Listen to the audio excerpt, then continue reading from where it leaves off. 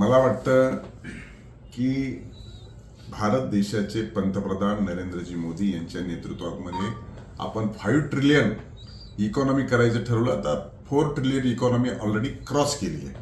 पण 10 वर्ष मनमोहन सिंगाचे, 10 वर्ष मोदीजींची यांची जर तुलना केली तर पुन्हा एकदा मल्लिकार्जुन खरगे आणून मनमोहन सिंगासारखंच करायचे की काय, हे लोक या देशातली विसरू शकणार नाही की 18 तास हे सध्याचे पंतप्रधान काम करतायत आणि म्हणूनच मोदीजींना संपूर्ण देशामध्ये मोठ्या प्रमाणामध्ये प्रतिसाद मिळतोय. आणि पुन्हा एकदा 10 वर्षानंतर देखील अनेक तथाकथित सर्वे येत आहेत की मोदीजीच या देशात जिंकणार आहेत.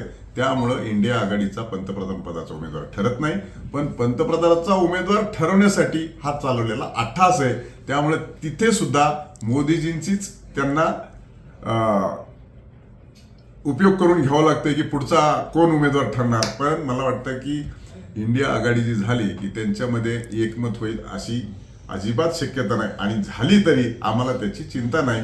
मोदीजी पुन्हा एकदा तिसऱ्यांदा या देशाचे पंतप्रधान होणार म्हणजे होणार आणि फार मोठ्या मताधिक्याने होणार.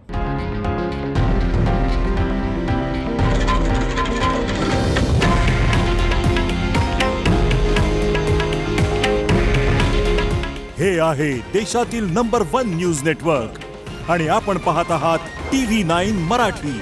काळजी तुमची, हित महाराष्ट्राचं.